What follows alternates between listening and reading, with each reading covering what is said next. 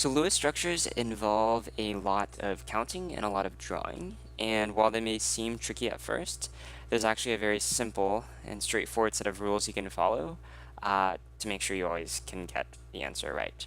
So that's what we'll be talking about in this video. So what are the steps? Well, uh, when you're drawing a Lewis structure, the first thing you should do is to determine the total number of valence electrons. Remember, valence electrons are those that are the outermost ones, and they basically follow the group number. So if the atom is in group 1, it has 1 valence electron. If it's in group 8, it has 8 valence electrons. The second step is to arrange your atoms, and basically the atom that's the least electronegative, right? The one that's closest to the bottom left of the periodic table is going to go in the middle. A good rule of thumb is that carbon is almost always a central atom, and that hydrogen, because it's too small, is never a central atom. Typically, it's not too hard to figure out which one's going to go in the center. Step 3 is to add electrons to the non-central atoms until everyone has a complete shell. And remember that a complete shell is 8 electrons, so a full octet. And finally, add any remaining electrons, if you have any, to the central atom. And then there's 3 possibilities. If your central atom has either exactly 8 electrons or more than 8 electrons, you're good to go. If it's fewer, you're going to have to make a double bond. So we're actually going to go through all these different steps one by one in the example problems. Keep in mind, as with many things, there are exceptions to these rules. We will also go over the exceptions in this video. Okay, so let's just jump right in with some problems. The easiest way to learn Lewis structures is just to do them. All right, so the first step for a Lewis structure is to count number of valence electrons. You look at your periodic table. Carbon has 4 valence electrons because it's in group 4.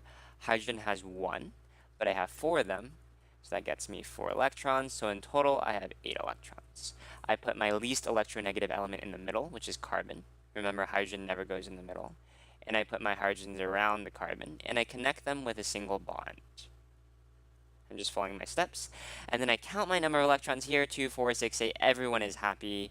The 8 electrons are being used, so I'm done. Right, this is all I have. So let's go ahead and do CH2O. Right, we count number of valence electrons. So carbon has 4.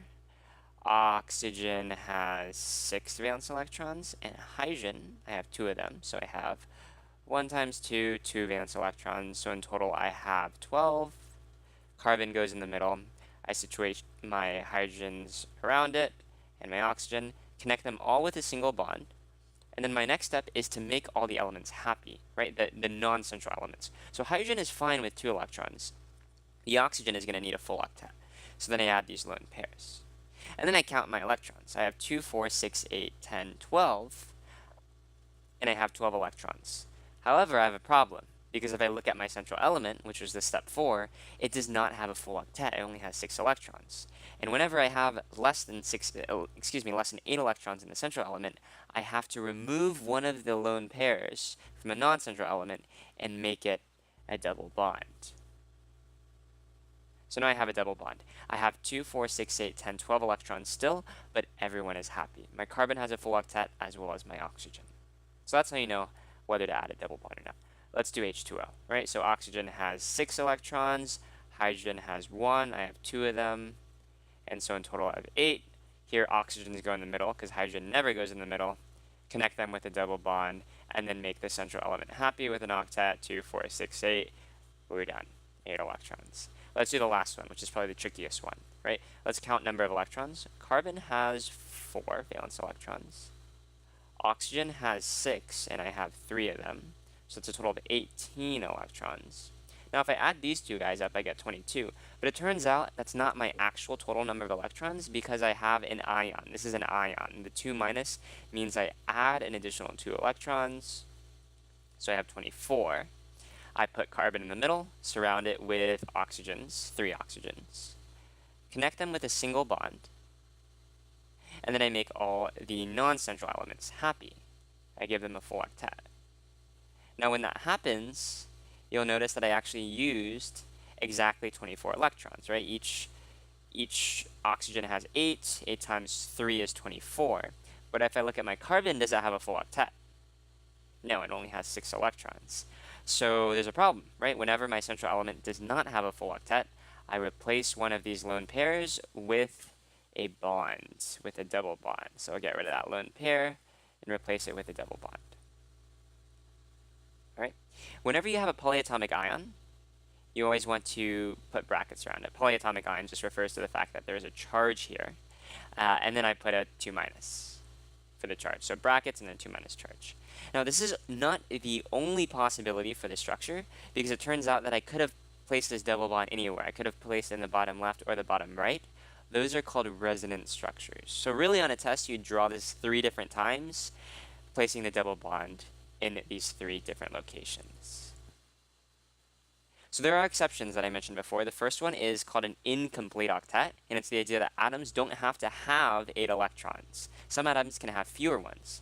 And really where the incomplete octet comes in is for elements smaller than boron or smaller. So these guys, hydrogen, lithium, beryllium, helium, and boron. Carbon cannot have an incomplete octet along with elements after it. So let's start with BeCl2.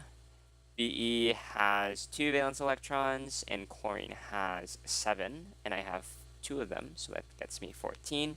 And so I'll have 16 valence electrons. My Be is going to go in the middle because it's the least electronegative, surrounded by these 2 Cls. And what I'm going to do is make them all happy. All right, so I'm going to make the chlorines happy by giving them a full octet.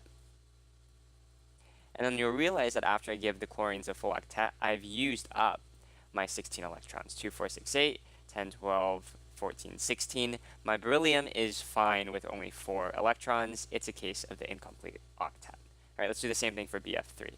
So boron has 3 valence electrons. F has 7. Times 3 gets you 21 valence electrons, so in total you have 28. Boron's going to go in the middle, and I have fluorines all around. I didn't even add that up right. 3 plus 21 is 24. Make sure you check your work when you work on your exams. And then I add single bonds. I make all the fluorines happy.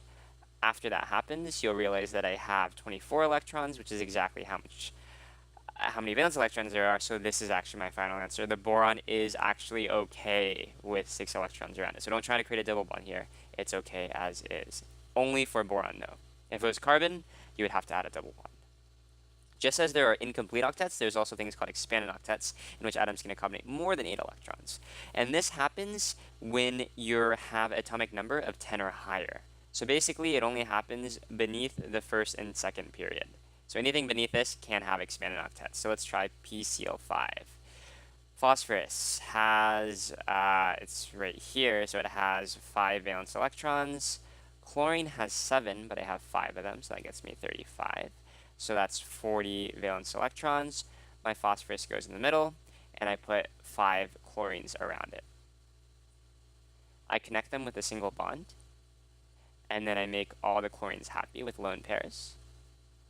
And after I do that, I have basically 8 groups of 5, which is 40 electrons. And so I'm done. So notice here that the phosphorus has actually 10 electrons around it.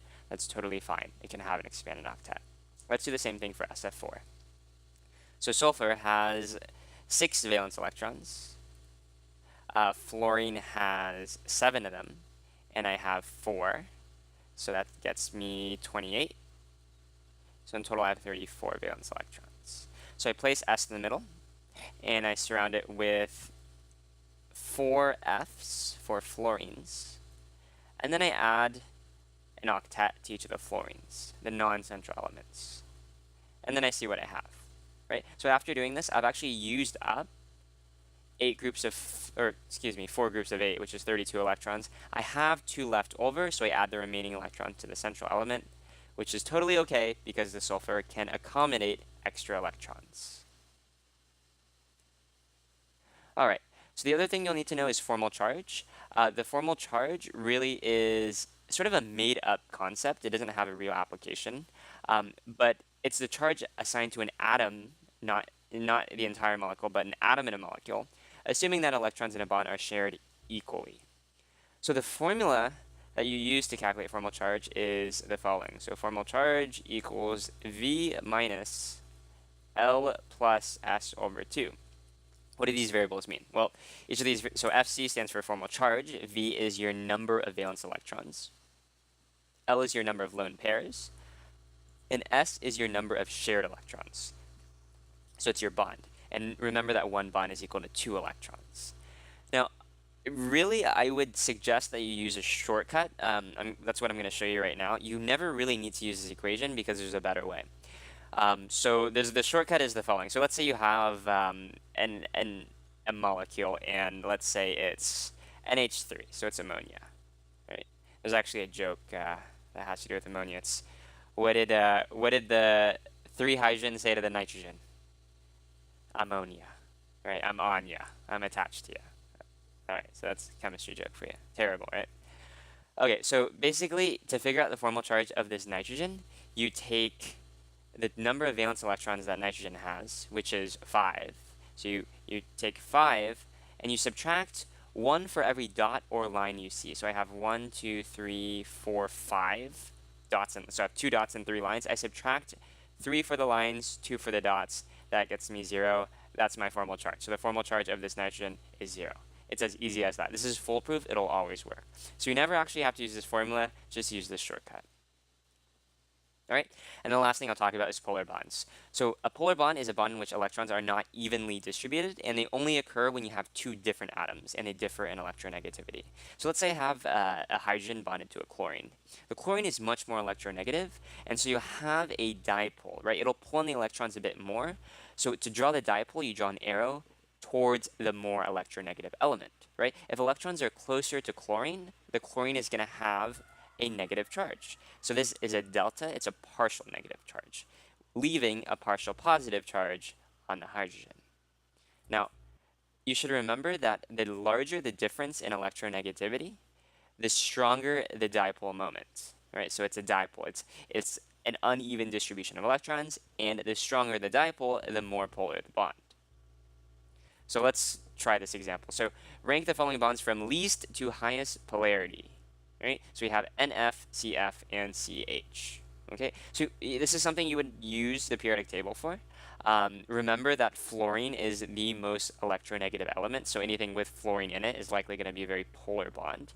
Between NF and CF, which one would be more electronegative, right? You look at your periodic table, remember that fluorine is all the way over here, nitrogen, and then carbon is here. So the difference between carbon and fluorine will be higher. So it's going to be the most polar. So this is going to be highest polarity.